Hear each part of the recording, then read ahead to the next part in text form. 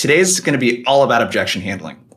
So we're going to dig in specifically to objection handling from a prospecting context, from a sales context, and sort of start with how the landscape is going to change really, and it's already started changing over the next 6 to 12 months, just in sales and how on top of your game you need to be right now in order to hit and surpass your quota. So a couple quick intros. I got Marcus Chan, my Asian brother from another mother. Marcus, if you guys haven't seen Marcus's stuff, he's just came out with a book, 6-Figure Sales Secrets, Wall Street bestseller. And he's one of those sales trainers that has a lot of experience selling, being in leadership roles and crushing quota. So Marcus, good to have you. We got Greg Refner, who I think is the 4th webinar we've done in the last 3 or 4 months, Greg. Greg runs Abstract. And what's really cool about that tool is it's really unique for conversational intelligence in that it will provide real-time like coaching in the moment, like during a cold call or during a sales call. So Greg, good to have you on board. Let's start with kind of an interesting, like I think if we start really high level with, and Marcus, I'll kick this question your way first because you brought this up when we were prepping. You said in the last 5 years, and it's really actually 10, I think, when I looked at the data, we've been selling in a bull market. And where were you kind of going with that in terms of how things are going to change over the next year or so? Yeah, absolutely right. So it's interesting. So when the economy and the market's in a bull market, meaning things are going well, right? People are spending money. It's easy to access capital, funding. Banks are giving out money. Ultimately, certainty is relatively high. And when certainty is high for CEOs, C-suite, execs, the board of directors, everyone, they're more open to have sales conversations. They're more open to spend money. They're more open to see the potential in things. Now, if you have ever sold in a bear market when it's the recession, like say, for example, in 2008, 2009, when you're selling in a recession, when unemployment is in the double digits and banks are saying, nope, we're not giving you any money, people are running dry, people are running in the red, it is highly uncertain.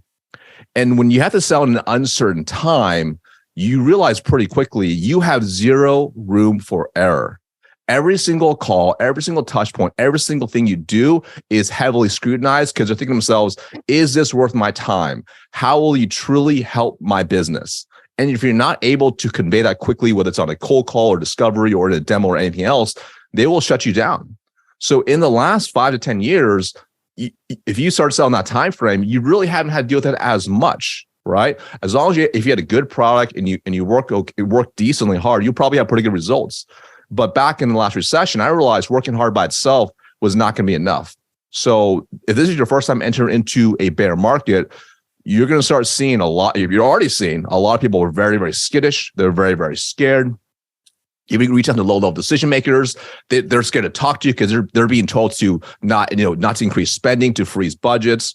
So if you haven't sold before in a tough time, you're in for a really, really fun ride where this is a huge opportunity for you to step up, level up, and really thrive, because most average reps in this time will start falling apart. They'll start quitting sales and they'll try to go to other careers. But if you choose to become better and you're already part of that by being here, you're on the right track already. So thank you, Marcus. Greg, we were talking about with Marcus right before this, that the status quo, sales experience, you were kind of talking about a sales call that you just had right before this. What was that like? And like, do you want to kind of just set the stage for when you say, we're talking about status quo, like what expectations and like level of commitment and level of like activity and acumen, like does a seller need right now?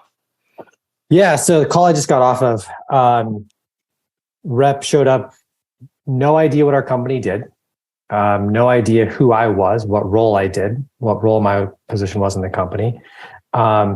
And if I went back and looked at the call recording analytics, I'm thinking he probably talked 95% of the time.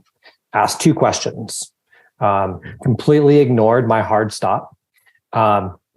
Needless to say, here's the thing. Even if it was the best solution in the world and I needed it, I would go find a different buyer or vendor to buy from just because of how bad that sales experience was. And so going back to like, what do you need to be successful right now? Like half the battle right now is showing up prepared for a conversation, whether it's a cold call, or a demo, qualification call, a legal negotiation, a technical demo, whatever it is, spend 5 minutes preparing for whatever activity you're about to do. And I had a rep one time ask me, like, that 5 minutes adds up. And I was like, yeah, but that 5 minutes could be the difference between your $2,000 commission check or your $0 commission check. So in reality, that's the most expensive and valuable 5 minutes you'll ever spend during the course of that day. Yeah. And so little thing, just like with technology, if your company's invested in things like Zoom Info or LinkedIn Sales Navigator, which most folks have access to, you really don't have any excuse to not show up prepared, because it should take 3 minutes to do some high-level research that puts you so far above and beyond the status quo just by showing up, knowing a little bit about the company and the person you're talking to. Little things like that are going to separate the winners from the losers as we head into this kind of different time for selling anything. Yep. We have a friend of ours, Bilal Batrawi. I don't know if you know him, Greg. I know Marcus, you know Bilal. He likes to say in sales, we're graded on a curve. And the cool part is that most people are pretty bad at this. Yeah. It really does not take much to differentiate yourself from the 9 out of every 10 sellers out there that don't show up prepared. And how does this relate to objection handling? Well, hey, on a cold call or in a sales call, if you can bring it back to something that's like relevant to that person or about the company or something that you saw about them, I mean, that little bit. I got complimented yesterday on a sales call. I was telling these two for showing up prepared. I'm like, what? You talk to other sales trainers about an SKO and they showed up unprepared to the bar is low, you guys. So bottom line here is that we need to prepare, right? We need to make sure we're doing the basics and the fundamentals. So we're going to dig into, when it comes to objection handling, we're going to kind of look at this in a couple different parts. One, the mindset around it. And then two, we're going to give you a lot of the, hey, here's how to respond to typical types of stuff. But I'd love to hear from you in the audience. Drop into the chat for us. What is like your biggest challenge when you think about objection handling? Is it a mindset thing? Is it a confidence thing? Are you getting specific types of objections, whether that be over the phone on cold calls or on sales calls? Let us know. We want to customize the content for you today. And this is also kind of cool too. You'll get to see what everyone else is kind of dealing with as well. Drop it into the chat for us. Hiring freeze, no budget, too expensive. Hiring freezes. Mm-hmm. A lot of status quo. We're good. We're good. Pause everything. Mm-hmm. Yeah. Recession, uncertainty. Yeah. Piss, I called the wrong number. That happens. So let's talk first about, I want to talk about this mindset and conviction piece, because when a prospect gives you an objection that's related to a recession type of thing, we have a hiring freeze right now. I don't know about you two, but where my head sometimes goes with that is, how hard should I dig in here? Because I don't want to trigger this person if they're dealing with a lot of shit right now, and to like have them close down and not want to talk to me. And I think that discomfort right there, not pushing through that's a big mistake. Not pushing through it. And we'll talk about kind of how to do that. I'll kick this question your way first, Greg. From a mindset standpoint, like having the conviction and confidence to just objection handle in the first place, I think is a really big thing. What advice do you have for reps to like really build that confidence so that when they get an objection, they really greet it and feel comfortable, addressing it versus just ignoring it essentially? I think that's a hardening that just takes repetition of failure over and over again. Like you almost have to become comfortable being uncomfortable. I think some of the best people I know at objection handling are also really good at persevering through other tough things in their life, whether they're athletes, whether they have gone through some tough times in their life. I think just kind of having some mental dexterity that you're confident you can persevere through anything is always a helpful thing. The other component that I would say from a mindset perspective is so many reps I know, and when I talk with like sales leaders right now, they're still trying to push a message of grow top line revenue, grow top line revenue. And if you're talking with somebody who's worried about hiring freezes and budget cuts, they're more worried about staying alive and keeping their job. And so from a mindset perspective, you have to be okay. Like, can you build flexibility into your approach? Can you handle we're growing, or, hey, we need to save money? Can you handle those two things? And are you prepared for those two different potentials when you talk with a prospect, and preparing for those? So kind of two things, just, get comfortable being uncomfortable in life in general, because then little things like objections don't really bother you. You kind of learn to handle those tough things, but then also prepare for two wildly different outcomes, which will lead to two very different conversations. And you yourself, you need to prepare for that. If your company's not helping you prepare for that, take ownership of that yourself in terms of how your product or solution can save money or help somebody make money. Yeah. I think there's something to tag on there, this welcoming, especially during the sales process, welcoming objections. I want objections and I want to get them early, because the deals that you lose where you don't get objections, you're like, they have these objections. They just never talked about them, Marcus, what are your thoughts? I know you talk a lot about mindset and conviction and that sort of stuff. Well, I think one of the most important things is I believe sales is a transfer of belief. And that's the same with leadership as well. And in sales, you must have the undying belief that your solution can help them achieve their truly desired objective. And if their desired objective is increasing profitability of their business, then you need to be able to have that belief that your solution can help them get there, whether it's directly or indirectly. And I believe in general, most salespeople aren't able to make that full connection for that prospect. And let me give you a really simple example. So, for example, at one point, I used to sell something incredibly unsexy and boring: uniforms. Yes, shirts, pants. Wasn't it Speedos specifically? Well, I sold Speedos at one point too. Okay. That was a different job. And if you can sell Speedos, you can sell absolutely anything, right? So here I am trying to sell uniforms, right? Shirts and pants, which is incredibly boring, right? And this is where we're still in the recession. And the reality is like selling them shirts and pants and say, it's going to make your people look better is not really going to be what's going to get them to take action. But by being able to connect the dots for them and having the belief that if I sold their team into wearing a specific type of uniform, then their team would actually be more productive, have the image they want, reduce turnover, and be happy for not doing their own laundry, then they will ultimately reduce the turnover cost, which will save them money. And when they're more productive, they produce at a higher level, they're more efficient, which will ultimately increase revenue and increase profits as well. But the key is most decision makers aren't able to take something that's more commoditized and take it to that point. So if you sell something commoditized or something high tech, whatever, you have to be able to show the bridge of the immediate benefit to the overall initiatives. But you have to have that belief in yourself. And if you don't believe it, then when you handle objections, if they say, I don't think we need that, you're like, I guess you're right. Oh, the recession, I guess you're right. Oh, it's too expensive, I guess you're right. And even if you don't necessarily say you're right, but how you respond to that objection, how you act in that time when you get that objection tells you everything. And ultimately, again, sales is a transfer of belief. So when you get that objection, it should make zero sense to you. I always picture you should have an undying belief that your solution will cure them and solve whatever ailment they have. It's as if you are the doctor and they have an ailment. If they said no, and they said no to the prescription, the surgery, the procedure that would save their life, would you actually walk away or would you push back?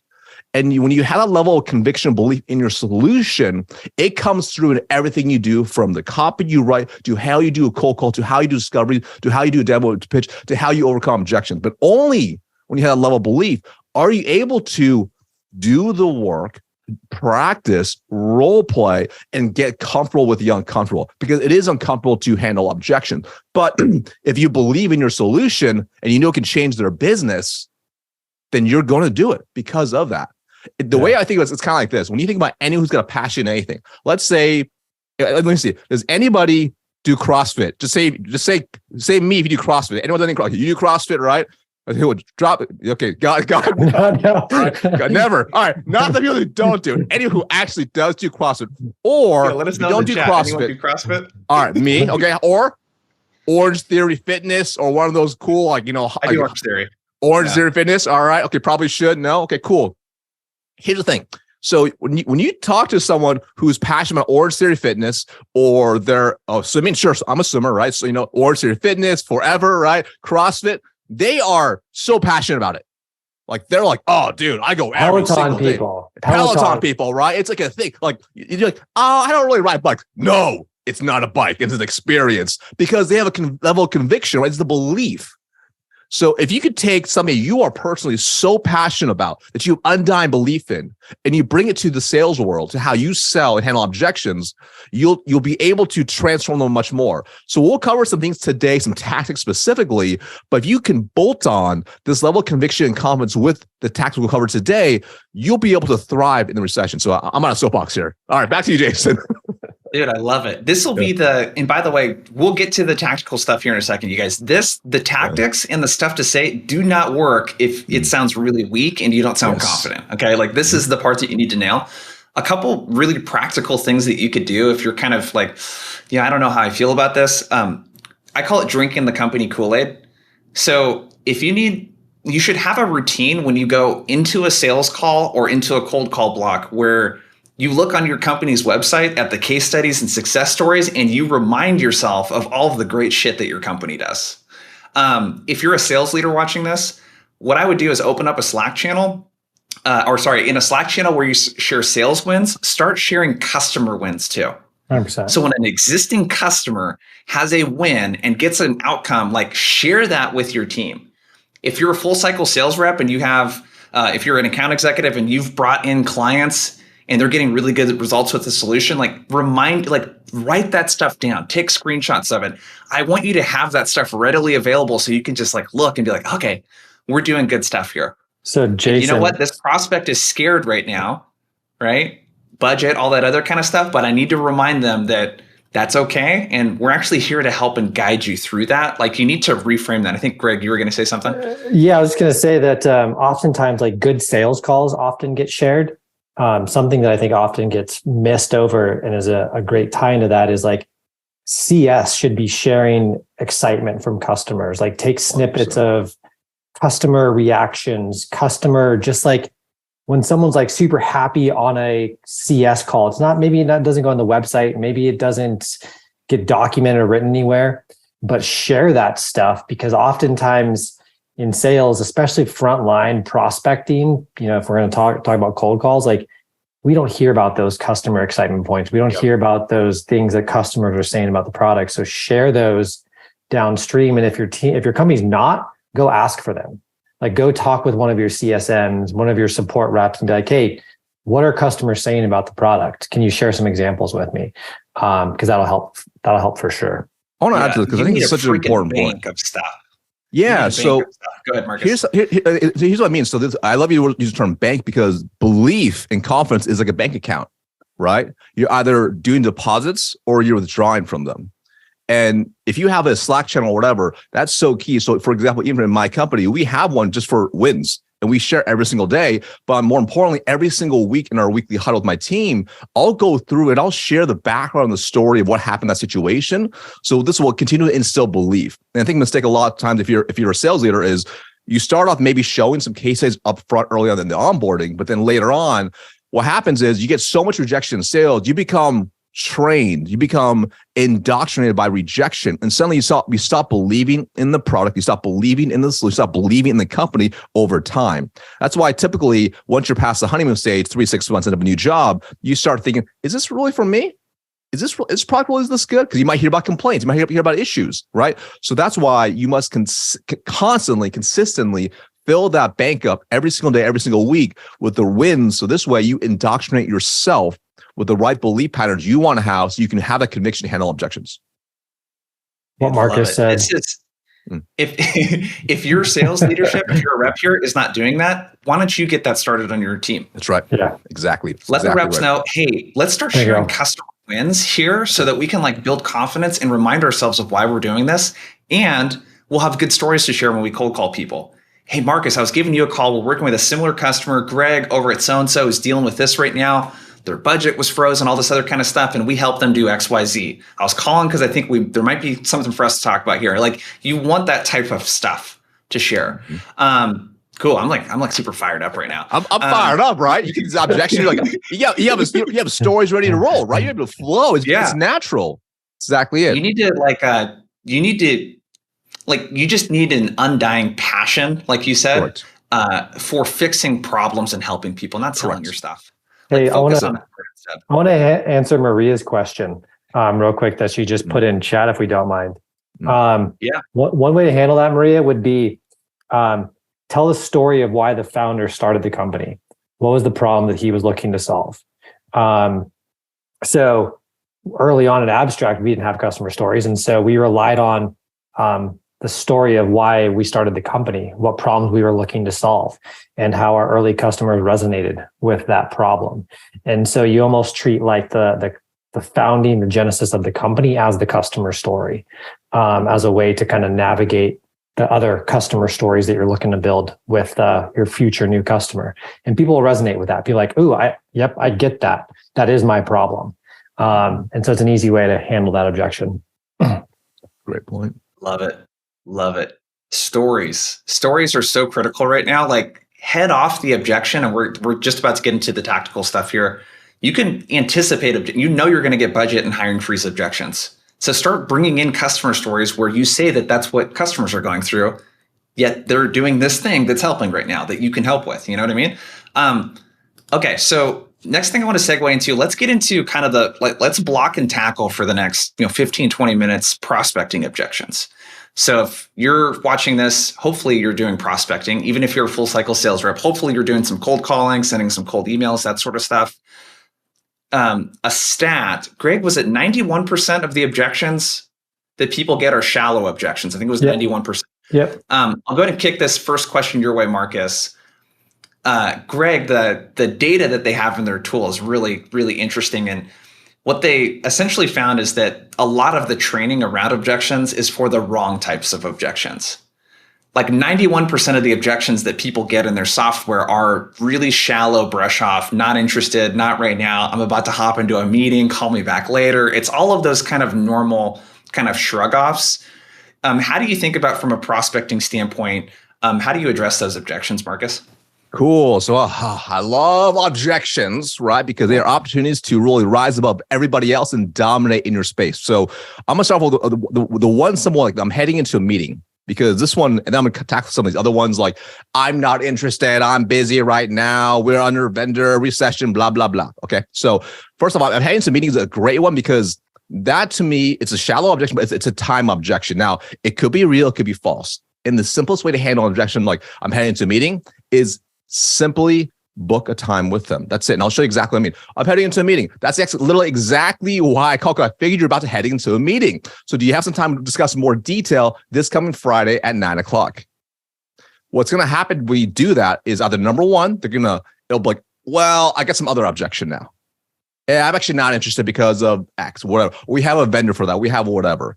My goal is I want to uncover what the real objection is. Right. That's my number one goal. So that one's really easy. If you get that, I'm running to a meeting, you just go for literally booking a meeting. Notice how very specific I said that. I didn't say, well, is it possible maybe jump on a call then and send? No. That's exactly why I called you, because I figured about to walk into a meeting. So do you have some time to discuss in more detail this coming Friday at 9:00?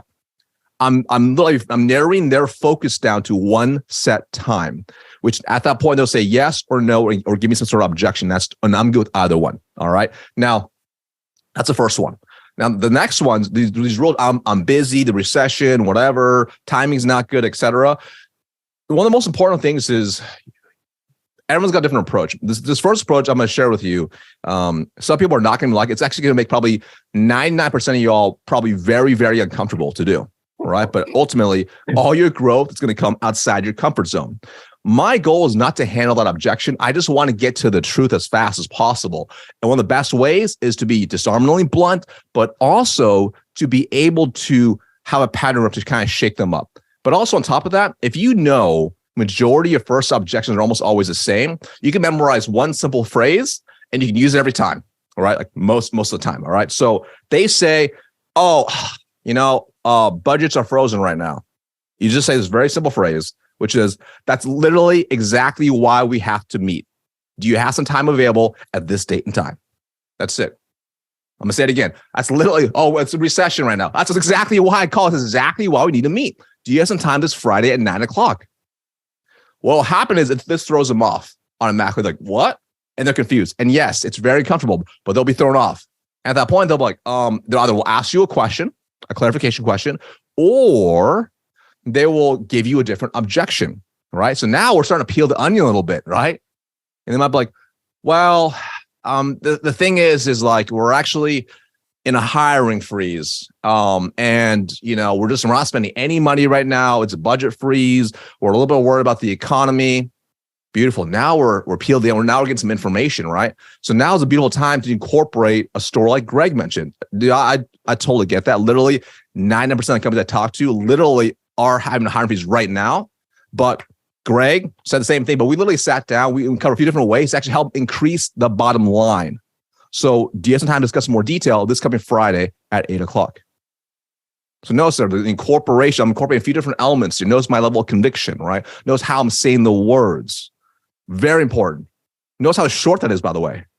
I'm not going to a long monologue of like a 13-minute story about Greg. It's very short, it's very concise. I'm dealing with the objection. I'm going for the time. Right. But that's how you start fleshing out some of these objections. You start getting to the real root of what's really on their mind. I love that. I'm just dropping in. So that on that note, framework. Go ahead. Marcus, as you're kind of, going back to doing your preparation, right? So segmenting maybe your prospecting list by time zone. So when you're about to call somebody, hey, do you have any time at 10 a.m.? And you're saying that in their time zone so that when they say yes, that actually is going to work for you. And so little things like that. Also, I've seen it many times where reps will ramble when they get objections. The best tool I ever got taught my entire sales career was to hit the mute button after a question or some type of power statement. Like that's exactly the reason why I called. Hit the mute button and shut up so that person now has to fill that void with what their true objection actually is. You'll get to that a lot faster. Nailed it. That's something. Can I cover this question, Jason, right here? Which is like, what do you say if they can't meet at the time? Because I think this is a good one. Because because if you notice, you uncover the surface level. Now you uncover the second objection. Now they might give you another objection, like, oh, I can't meet at that time. Here's the thing: most average reps give up at this point. Just so you know, they can give up for one or two objections. The elite rep realizes, ooh, I'm like 1 inch from gold. I'm right there. And the reality is when they say I can't meet at that time, that's not even an objection. That's just a logistics problem. That's all it is, right? That's not, hey, no problem. And this is why you have to have your calendar ready to rock. It's like, okay, no worries. You gotta be fast. Hey, no worries. I can probably squeeze you in then a little bit later after at 2:00. Does that work for you? Notice some subtle psychological moves I did there. Let me see if I can probably squeeze you in, right? Scarcity. No one wants to meet with a desperate rep. Nobody wants to meet with a rep who's like, well, I got all next week open, so you tell me a time and we can meet anytime. No, why is your calendar open? Does nobody want your service and solution? You have to be very specific, right? Oh, I can't make that Friday at 10 work. No problem at all. You know what? I'm looking at Monday. It's pretty packed. I'm already meeting with Greg, and I'm already meeting with Jason as well, at 8 and at 11, but I can probably squeeze you in over at 9:00. Does that work for you? Boom. You incorporate some of these references as well of people you're already meeting with. Okay. This is how you start stacking your call skills on top of that, because you're incorporating these psychological elements, and the level of conviction that's being brought to the table is like, ooh, it's so sharp. You cut through every objection like it's like a knife through butter. And when you do it enough times, it becomes instinctual. And even if you make a mistake, you say something wrong, but you can flow, it's not a big deal, right? Like, for example, I have a speech impediment. I grew up, English is my second language. I have trouble speaking at times. I stutter all the time. So if I stutter on a cold call, I just roll with it because I'm bringing level of conviction and confidence to the table, because I know the solution back to mindset, is going to solve the big problem. I love those responses. The other thing I dropped into the chat is kind of a framework for thinking about the customer story. Something really simple that you can do. You should already have prepared customer stories anyways. Whether you're a BDR, SDR, or an account executive, or an account manager, or whatever, you should always have one customer story for every type of prospect that you're reaching out to. So that could be based on persona, could be based on industry, whatever it might be, but just something very, hey, we're hearing this challenge from similar customers like Social Proof Drop. They're dealing with, budget problems, hiring freezes, all that kind of stuff. And what they're using our help for is to achieve this outcome. And that's the reason why I was calling you. Let's meet so we can talk about it. Like that conviction of sometimes prospects need to be told what to do. And Correct. There's a way to do that and not be pushy. For me, my secret weapon is just smiling. I know people can't see you over the phone, but you'd be surprised. Like you can hear you. They feel it. Yes. The emotion, right? Yeah. It's like, Marcus, I totally thought that you'd say that you were heading into the meeting. That's exactly why I'm calling you. You're a busy guy. They're like, what? And then go straight into it. You know what I mean? It's just like, there's lots of tools at your disposal here. Smiling is a really big one for me. So the disarmingly blunt, just so people kind of understand what that is. Being disarmingly blunt, like blunt doesn't mean that you're an asshole to people. Right. Okay. That's not what being blunt means. I think that like people have this misunderstanding of that. Being blunt is just calling out the elephant in the room. Right. Doing that in a disarming way, there's lots of ways you can. I happen to just do it like by smiling and trying to laugh as much as possible when I interact with people. But there's lots of ways to do that. Address the elephant in the room. When someone says, I'm busy or I'm heading into a meeting, you know that that's not likely the case. Like just address it. That right there, just being bold with executives, you will earn so much respect by just being bold and asking for what you want. These are people that came up and had to do that in their career. Respect and probably job offers. They'll say, hey, that was awesome. You come work for my company. Yeah. And what's really key is like, so whatever level you're called into, you have to speak at their level, right? So if you sound like you're a rookie, and it doesn't matter if you sound like a rookie, if you sound like I hate to say incompetent, they will sniff it out ASAP. So that's why Greg got on a sales call with an AE. We're not gonna say from where. He's like, this kid's a clown. Like, what I'm saying? He sniffed out ASAP. This guy is not the same level we're talking here. So, but if you able to bring a level of domain authority and attitude to the call, it's really critical. And this is actually why when you think about handling objections on the phones, being good on the phones starts before you start making calls. It starts with how do you mentally prepare yourself to have your A game on when you flip your dialer on, right? This is why peak performing athletes spend 2 hours before they get on their field, because they're mentally getting themselves ready and amped up so they're ready to rock. And it goes into everything from their mindset to what they eat, how much sleep they have, to how they optimize their whole life to get to that point. Because once you have the ball in your hands, or once you're on the field, or once that call goes through, it's game on. And the true pros realize, pros spend more time in practice than actually playing the game. Amateurs spend more time trying to play the game versus in practice. So if you want to be absolutely elite, you have to walk in prepared, ready to go. The separation is in the preparation. And if you have a 10% connect rate, right? And let's say you make 100 calls, that's 10 shots you have. You don't want to mess with 10 shots up, right? That might be the only shot you have with that prospect. So you have to, in times of recession, you have to be on. So and back. Oh, go ahead. Yeah, I'm riffing here now. That's okay. No, I love it. So Pam asked, how do you speak at their level? So one of the early things I learned was from Skip Miller, and he talked about the different languages, and he used like Russian, German, French. And the idea was if you're going to be calling a CEO, you need to use CEO language. Correct. Don't talk about the number of meetings their SDR team is booking if you're talking with a CEO. At a CEO level, you're talking about market penetration. You're talking about go-to-market strategy. If you're talking at a director level, what do directors care about? If you're talking for an individual contributor, what do those people care about? So going back to prep, do that work ahead of time. But then when you do get that at bat, you do get that person on the phone, Like, again, control the fact that you know the language that that person is going to use. So when they ask you, what is this about? You're not talking about a widget in your application. You're talking about the downstream operational efficiency of the company and what your tool can provide. So just make sure you know who you're talking to and what they care about, because it makes objection handling so much easier. Here's a really simple tip, right? Like if, this is really fast. So like, let's just say if you call them the C-level execs, right, of like big organizations, go listen to earnings calls. Listen to earnings calls, read the 10K reports, read the transcripts, look at how they explain where the company is going. It'll tell you so many things about their core initiatives, what their issues are, but the language they're using.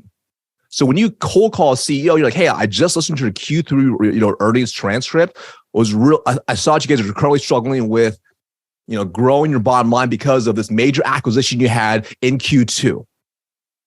Wow. Now they're like, whoa, hold on a second. This person listened to my earnings. Now you're already standing out. You haven't even said why you're calling yet, right? And when you can speak at their level, and it doesn't happen overnight, it takes practice, you become absolutely elite. And it starts with taking the time right now to actually invest in the game, right? Taking the time to read those reports, learn, study, and be around those people who are actually at that level. It's really, really important. And this is going to become a weird topic, but like, take a look at your inner circle of people, who's around you, right? If you got a bunch of people that are just kind of, they're average players, that's how you're going to speak like. You want to be absolute elite, you have to raise who you're around and start investing into how you think. So this way you actually can come across like an executive, because that's what you are. You're a CEO of your territory. Dude, love it. So one thing I would tag on the end of this is the reason for your call and the reason for the meeting is not to do a demo of your solution or to talk about your solution. Yeah. Executives do not care about solutions and software and all this other stuff. Greg, Marcus, they've already talked about this stuff. Like, you need to talk about the bigger priorities and outcomes that people like them care about. And you should already have this stuff internally, because your company has probably already worked with lots of companies exactly like this one and spoken to people exactly like them. So the reason for the meeting is to share with them how companies like theirs are tackling these problems right now. Like, that is the reason for the meeting. If you talk about your solution, that's when you're going to get a lot of objections of, we already have one of those, our budget is frozen, all of that kind of stuff. So we invite a lot of unnecessary objections by talking about stuff that people that we're talking to don't care about. Okay. So let's talk about because this is another prospecting one that's really common. We already have a system for that. We already have something in place. So let's say someone does get this objection. Who are you calling with again? Oh, we're calling from Abstract. Oh, we already have conversational intelligence. We already record our calls. We already do this kind of stuff. Greg, I'll kick this question your way first. How do we handle that objection of, okay, we've gotten deeper into the call and someone's like, well, we already have a solution like that. We already got something. Yeah. So pattern interrupt. Oh, that's awesome. What have you enjoyed about working with that? 90% of the time, they'll tell you one or two things that they like, but then they'll go right into, without you even asking, what they don't like and the problems that they're having with that current solution. And you just, again, hit the mute button. What do you like about that? Or what's that doing for you? Hit the mute button. I used to have a desk phone. I would hit the mute button. I'd walk away. I'd take off on my little scooter around the office and just listen to them talk, and come back around and go, that's interesting. I'd love to share with you a couple examples of what people have found transitioning from Gong to Abstract. Do you have a couple minutes for me to share some of those examples? Yes. Cool. Share one or two customer stories. Does any of that resonate with you? Yes. Cool. Let's find 15 minutes to take the conversation further. So I've just kind of made it a rule. If you are faced with a current incumbent solution already in place, first gut reaction, what do you like about it? How's that benefiting you today? Because so often they'll tell you one or two things, but then people love to complain about the things they don't like. And so they'll immediately go into those things without you even having to ask for permission to share a couple customer stories. Meeting's basically yours. The thing I want to highlight, you noticed we've used the phrase customer stories a lot in this webinar today. that is the way that you handle most objections. Like customer stories, it builds so much social proof, and we're talking about peers and that sort of stuff. I love what Greg shared. I have a little bit of a twist on it that I'll drop into the chat. So if a person does not share the solution that they're using, they just say, we're already taken care of. The tone is really important when you ask this. And it's really just kind of telling them, it's like, oh, that's awesome. Tell me a little bit more about the solution you're using. Or do you mind sharing what you're using right now? And then the thing that I like to do is, hey, got it, I'm curious. One thing I hear from a lot of VPs of sales is that they really like this thing about that, but sometimes this other thing comes up. What's your experience been? And you can kind of tease and like what you want them to talk about too. And it kind of puts up some bumper guards there. Marcus, what are your thoughts? Yeah, I agree with all stuff, right? And I think there's a really great question I just saw was like, what happens if like they're just not really forthcoming, right? And you see that sometimes they're just like they're not really open to like handle it, right? So I have it's basically it's the same kind of framework that you guys already shared, right? But slightly modified. So first off, they say, hey, we're using we already have someone for X, and let's be real here. If they've been around for a while, and they're established business, they probably have something in place. Otherwise, they would have already reached out. All right, so just keep that in mind. Like you have to mentally prepare. Like majority of the time, you're actually fighting status quo. That's pretty much what you're fighting. You're always fighting status quo. They're doing it internally somehow. They're not doing anything, or they're using someone else. That's like 99.99% of the time. All right, so very rarely you can call someone. You go into what you're saying. They're like, oh, cool. That sounds amazing. Let's talk right now. Now, there's almost at least one objection, right? It's happened to me one time, and I've made literally tens of thousands of cold calls, right? I was shocked. They're like, that sounds good. I'm like, are you sure? Okay. Right, okay. So now going back to let's just say that they're using a competitor, right? The tonality is important, right? So let's just say, for example, we're already using someone. They're real kind of tight to the belt, if you will, what they're saying. Oh, that's great. That makes perfect sense. That you've been around for 15 years. If you don't mind me asking, who exactly are you using? So I pause real quick. Notice the tonality.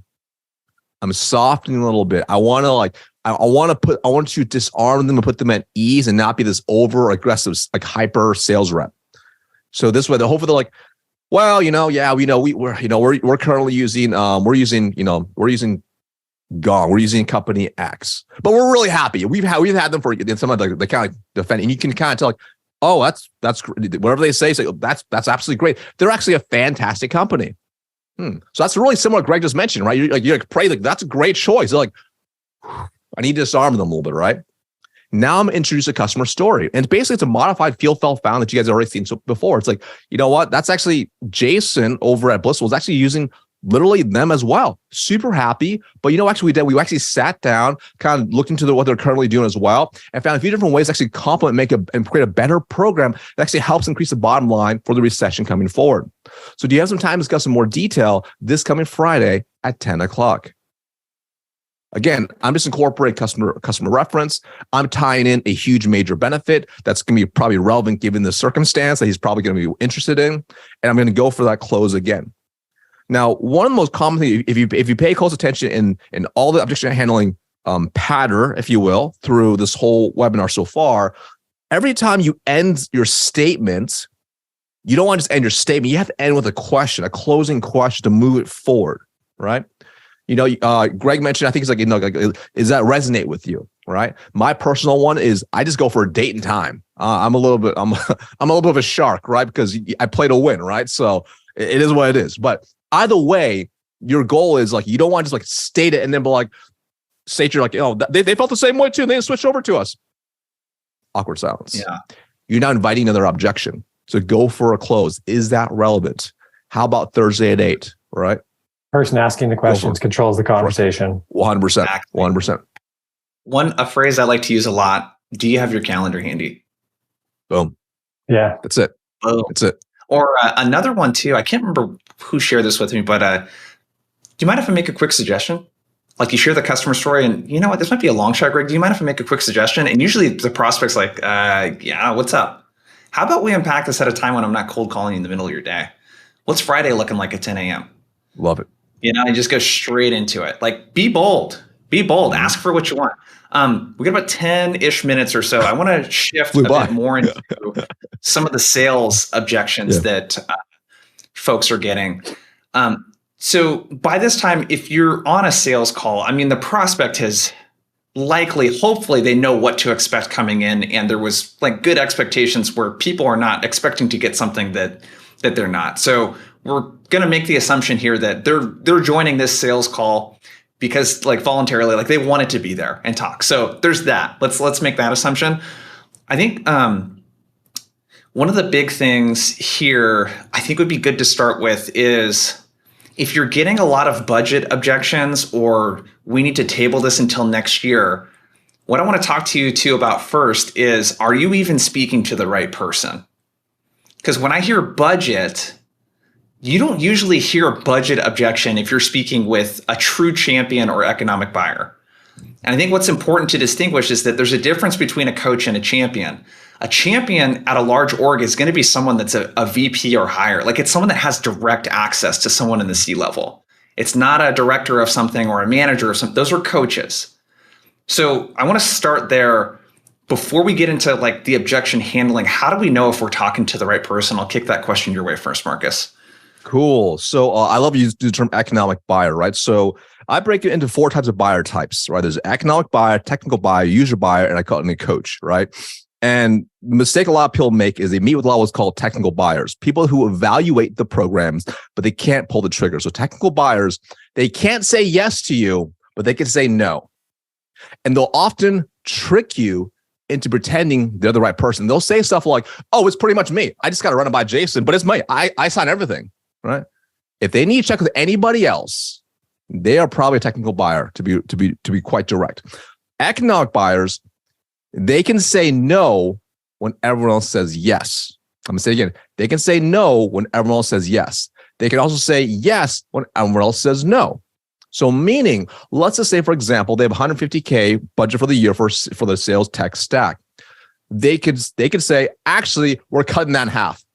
Or they could say, ooh, I see the value in this proposition that is being brought forth. I'm actually going to go get more funding. I'm going to go take out a business loan. I'm going to access more capital. That is a true economic buyer. It's not the person that signs. It's a person who also makes a decision. And some people make a mistake of, well, there's board of directors. I'm sure there is. But I guarantee you on every board of directors, there's one person who holds more clout and influence than everybody else. What they say goes. And your goal is to uncover that person and reach out to them first, right? So it starts off with number one, when you're actually prospecting, is your list built of economic buyers? Or are you trying to swim up? Are you trying to run up a hill? I'm telling you right now, if you go with the executives first and you run down a hill, it's way easier. So number one, you're prospecting properly and you go after the economic buyers. Number two, once you're actually on the calls, like a discovery call, and you're diving in, this is where a mistake is made a lot of times is when you're uncovering the decision-making process, many reps go very surface level. So they say, oh, hey, so like if you do like our demo, you like our solution, who takes care of like the paperwork and signs, who makes that decision? And they're like, oh, it's pretty much me. Oh, cool. Check. They're like thinking like, I've done bands. Happy ears. Happy ears. I'm so good. I'm so pumped. The elite rep dives deeper. Hey, tell me a little more about that. What do you mean specifically that it's pretty much you? Oh, yeah. I have to also get Jason involved. Cool. And what's Jason do exactly? Oh, he's a CEO. Great. Aside from Jason, who else is there? Oh, there's also Greg. Who's Greg? Oh, Greg is the COO. Oh, okay, cool. Aside from Greg and Jason, who else is there? That's pretty much it. Pretty much it. Well, we want to get some of the end users involved too. Okay, cool. So who specifically are the end users? Got it. Okay, cool. So first of all, let's back up a little bit. What's most important for Jason? What's most important for Greg? So you start diving. Go ahead, Greg. Challenge that a little bit, Marcus. I'm be like, hey, so when we go to Jason, how can I work with you to make you look good to Jason so we get this done for you? Mm-hmm. When we go to Greg or when you go to Greg, how can I prepare you so that you look good when you go talk to Jason, when you go talk to Greg? And then right after that call's over, you do an above the line email. I'm a huge fan of above the line email to Jason, to Greg, to the people mentioned on the call. hey, just spoke with so-and-so. He's awesome, huge champion of the business, blah, blah, blah. He's going to come talk to you about this, this, and this. If you have anything you want to add, let me know. If not, you're in great hands with so-and-so, right? And if they're like, what the hell are you talking about? You immediately know you don't have a deal. Mm-hmm. And that's a quick way to find out who the economic buyer is. Mm-hmm. Exactly right. I laughed because this is exactly like a play that we've been working on just with Outbound Squad the last 2 or 3 weeks is engaging. Mm-hmm. And it's so effective. I just pause real quick. I think to kind of summarize what we're talking about, so you have some context, is that make sure that you're talking to the right person. So if someone that is not an economic buyer is giving you budget objections, what you need to do is not talk so much about the budget and focus more on, is this individual sold outside? And you could just ask, hey, outside of budget, Marcus, what do you think about our training? Like if it was up to you, do you feel like this ticks the boxes for you? Make sure that they are sold first. And then what you're going to do is ask for permission. Hey, I know that, it sounds like there's some budget considerations, all that kind of stuff. What I've typically found when we do stuff like this is that if we could work together, develop a business case, we can take this up to Greg, and what they're likely going to want to see is the business justification. Are you down to work on something like that together that we can bring together to your economic buyer? Because if we can get them involved, I typically see this thing move, and I really want to get you what it sounds like you want here. Just get their permission to work together with them on it and to troubleshoot that. One of the questions I think that's super important to ask someone that you think is a champion is, have you guys purchased something like this before? Have you championed something like this before? And red flags are when, no, we haven't purchased something like this before. We haven't purchased something that's this amount before. I have not championed something like this before. And then you use that as an opportunity to just really coach and work with them. The objections, budget and pushing stuff back, don't, Ian Koniak says this a lot, to give him credit. Don't take a no from someone that can't give you a yes. Right. A person that does not sign off on stuff and does not control budget, they can't say yes to you. And what I'll add to Jason is and I think the mistake that's very easily made is when we get to that point of budget, you're deep in the sales cycle at that point now, right? If they're giving that objection, that means discovery is a phase. And the more you can uncover, imagine if in the very first call, you uncover the core company initiatives and what drives them and who's all involved.